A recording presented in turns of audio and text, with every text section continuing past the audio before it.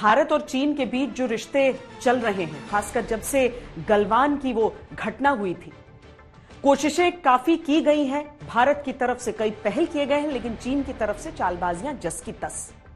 लेकिन अब देखिए, परिस्थितियां कुछ ऐसी बदल रही हैं कि चीन अपने सुर बदल रहा है, चीन के सुर नरम पड़ रहे हैं।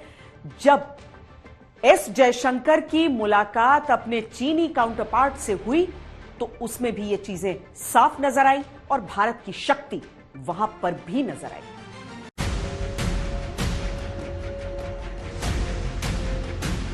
उधर लद्दाख में चीन से तनाव के बीच भारतीय सेना की निगरानी।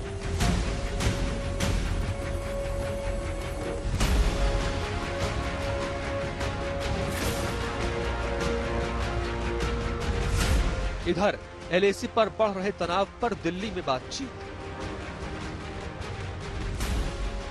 उधर सरहद की सुरक्षा में लगे जवानों का बर्फीले पहाड़ों के बीच क्रिकेट टूर्नामेंट।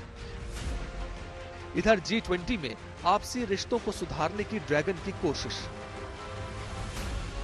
पूर्वी लद्दाख की ये वो तस्वीरें हैं जिसमें पटियाला ब्रिगेड की त्रिशूल डिवीजन के जवान जमा देने वाली ठंड में क्रिकेट मैच खेलकर दुनिया को बता रहे हैं कि भारतीय सेना असंभव को संभव बनाने में माहिर है।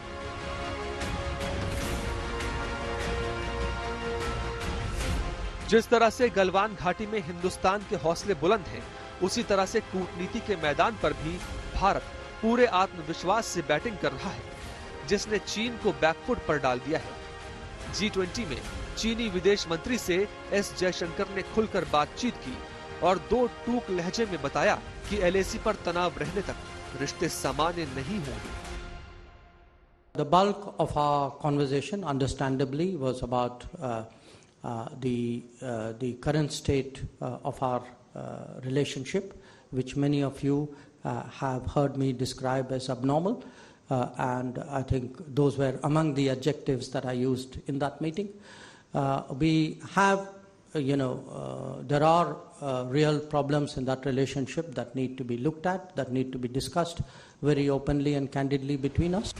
चीन के विदेश मंत्री किन ग्यांग से जयशंकर की मुलाकात के बाद चीन के विदेश मंत्रालय की तरफ से कहा गया।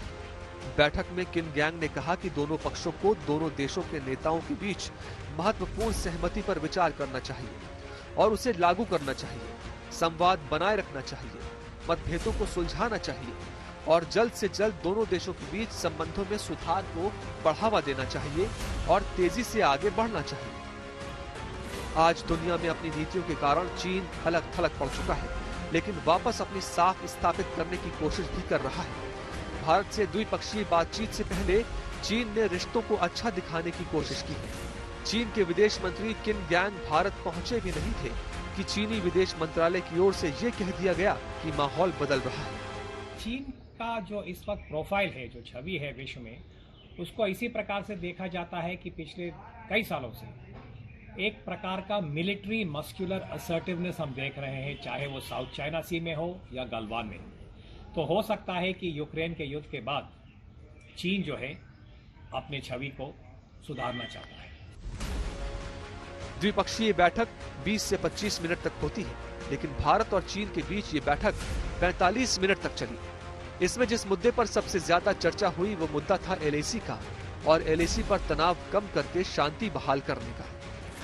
The thrust of the meeting was really on our bilateral relationship and the challenges in the bilateral relationship, especially that of peace and tranquility in the border areas.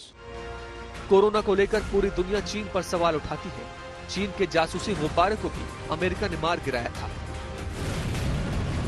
और तो और ताइवान के साथ भी अमेरिका तन कर खड़ा रहा।